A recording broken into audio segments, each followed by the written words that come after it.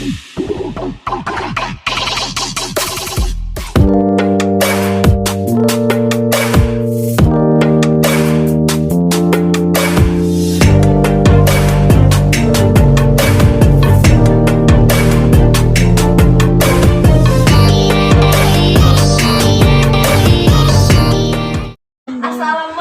semuanya.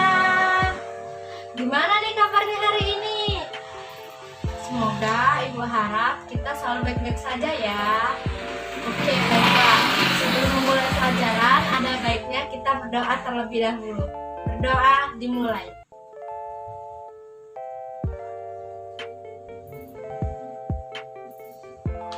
Berdoa selesai.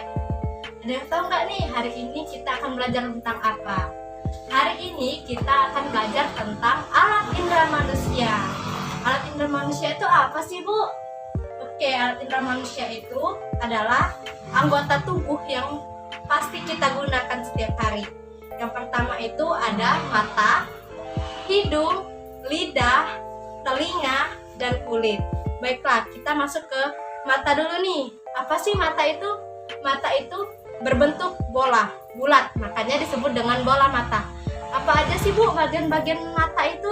Baiklah, bagian mata itu yang pertama ada alis. Alis itu berguna untuk menyaring keringat agar tidak langsung jatuh kepada kelopak mata. Selanjutnya ada kelopak mata. Kelopak mata berguna untuk menutup mata apabila ada kotoran atau debu yang masuk ke mata kita. Jadi, mengapa sih, Bu, mata itu sering kelilipan? Itu karena ada debu yang masuk ke dalam mata kita. Dan itu secara refleks, kelopak mata akan menutup mata kita dan mengeluarkan cairan. Itu berguna untuk mengeluarkan kotoran ataupun debu yang masuk ke mata kita. Yang selanjutnya itu ada kelenjar mata. Kelenjar mata terdapat di bagian kelenjar air mata yang selalu menghasilkan air mata. Ketika kita menangis, mata kita akan mengeluarkan air mata. Air mata berguna untuk membasahi kornea, melindungi mata dari kuman dan menjaga mata dan bagian kelopak mata agar selalu sehat. Yang selanjutnya itu ada bulu mata. Bulu mata diumpamakan sebagai tirai-tirai. Kegunaan bulu mata itu untuk mengurangi cahaya yang masuk langsung ke mata kita. Apabila cahaya itu terlalu kuat dan mencegah debu kotoran juga yang masuk ke dalam mata kita. Yang selanjutnya itu adalah lapisan selera. Lapisan selera adalah lapisan terluar yang berwarna putih kecuali bagian depan dan tidak berwarna atau bening. Bagian bening tersebut dinamakan kornea. Kornea berfungsi menerima rangsangan berupa cahaya dan meneruskannya ke bagian mata lebih dalam. Terus yang selanjutnya itu adalah lapisan koroid. Lapisan koroid adalah lapisan tengah yang banyak mengandung pembuluh darah. Di bagian depan, lapisan koroid membentuk iris atau selaput pelangi. Warna iris menentukan warna mata seseorang loh. Iris berfungsi mengatur banyak sedikitnya cahaya yang masuk. Di lapisan koroid itu terdapat pupil mata.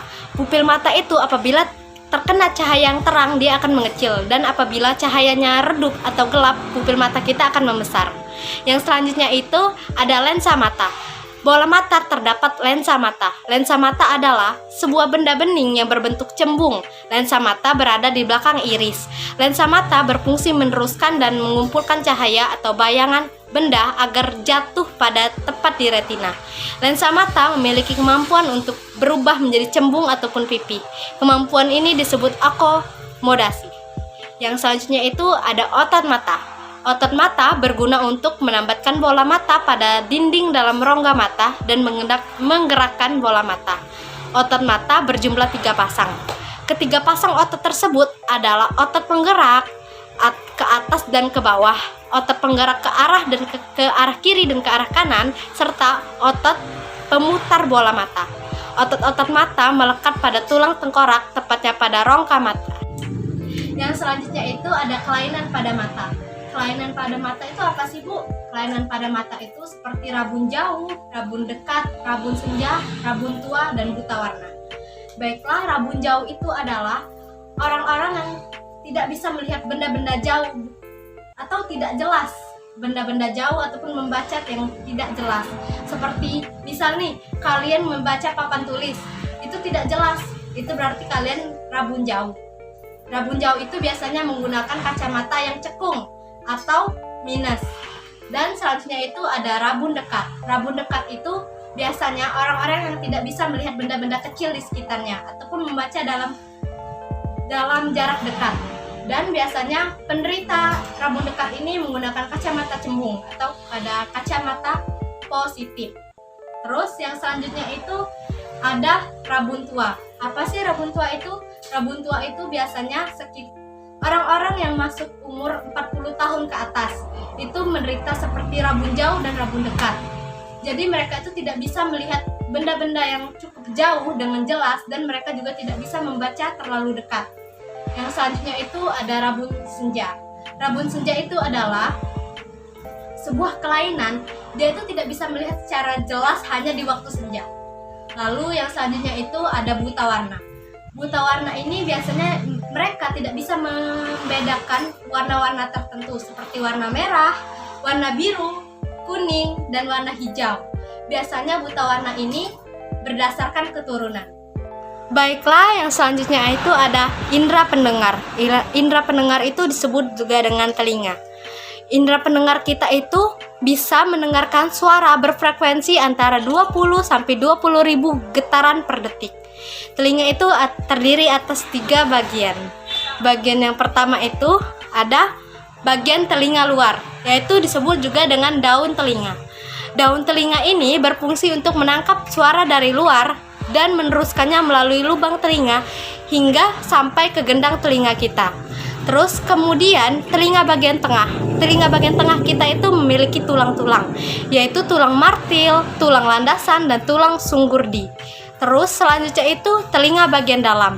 Telinga bagian dalam kita ini terdiri atas jorong, bundar, dan 3 saluran setengah lingkaran, serta rumah siput. Baiklah, yang selanjutnya itu adalah kelainan pada telinga. Kelainan pada telinga itu ada tuli dan congek. Tuli adalah tidak kemampuan telinga untuk mendengarkan bunyi atau suara. Tuli disebabkan oleh adanya kerusakan pada gendang telinga, tersumbatnya ruang telinga, dan rusaknya saraf pendengaran.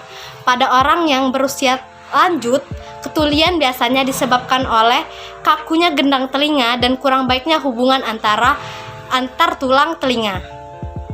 Oke, selanjutnya itu ada congek.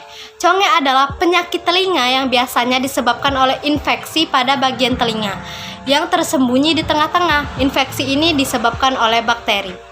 Baiklah, yang selanjutnya itu ada indera pembau atau disebut juga dengan hidung. Hidung kita ini terdiri dari 2 lubang hidung dan rongga hidung. Rongga hidung terbentuk oleh tulang hidung dan tengkorak. Pada rongga hidung terdapat selaput lendir atau membran mukus dan rambut halus yang disebut bulu hidung atau silia. Bulu hidung dan selaput lendir berguna untuk menyaring kotoran yang masuk ke hidung bersama dengan udara pernapasan kita.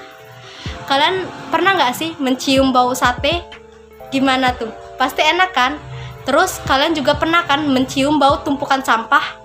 Tadi antara bau sate dan bau tumpukan sampah itu kita dapat membedakan kan mana bau yang enak dan mana bau yang kurang enak.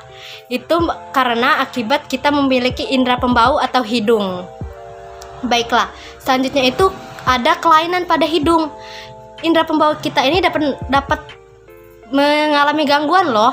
Akibatnya kepekaan hidung menjadi berkurang dan bahkan tidak dapat mencium bau benda sama sekali.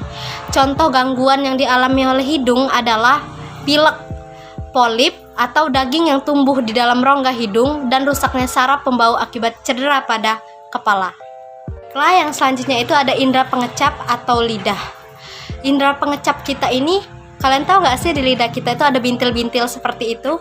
Itu tuh berfungsi sebagai saraf pengecap yang sangat peka terhadap rangsangan makanan atau minuman yang kita masukkan ke dalam mulut.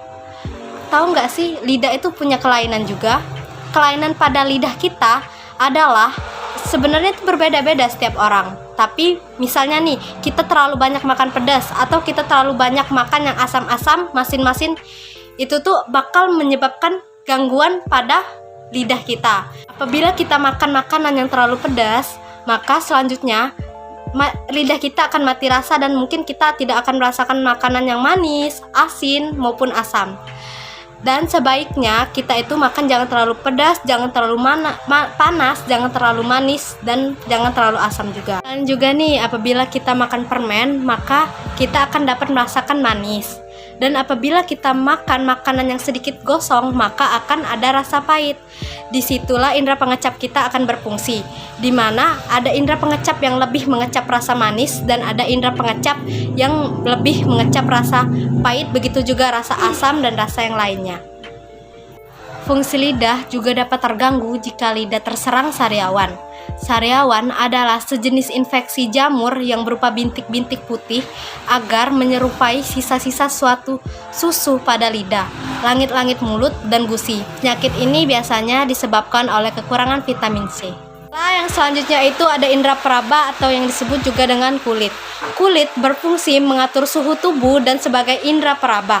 Fungsinya kulit itu adalah bagian terluar dari tubuh kita untuk melindungi tubuh kita. Kulit terdiri atas 3 lapisan, yaitu epidermis, dermis, dan hipodermis.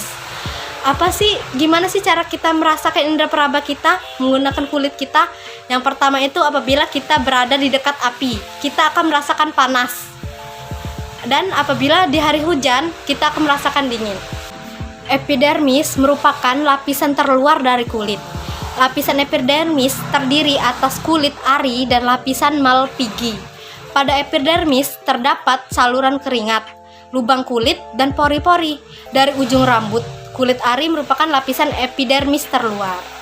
Dan selanjutnya itu ada lapisan dermis. Lapisan dermis berada di bawah lapisan epidermis. Pada lapisan dermis terdapat kelenjar keringat, kelenjar minyak, akar rambut, pembuluh darah, saraf, reseptor indera peraba. Dan yang paling dalam itu adalah hipodermis. Hipodermis adalah lapisan kulit yang paling dalam. Lapisan ini mengandung banyak jaringan lemak yang berguna untuk menghangatkan tubuh.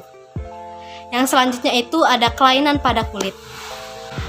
Gangguan pada kulit atau kelainan pada kulit itu yang pertama seperti jerawat.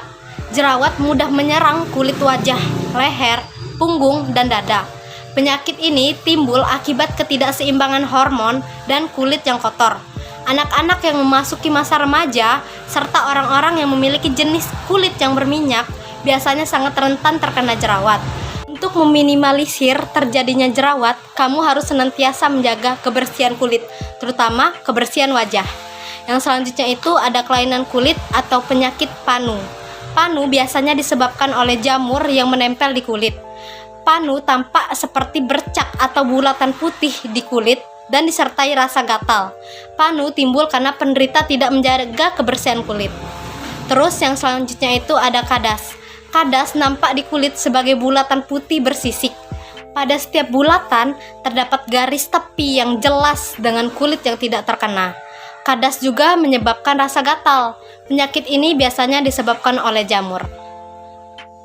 Baiklah, mungkin itu saja yang dapat Ibu sampaikan ke kalian.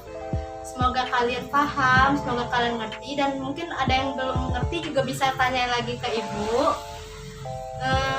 Mungkin agak susah ya, kita sekarang belum bisa bertatap muka, tapi semoga aja kalian paham atas penjelasan Ibu tadi.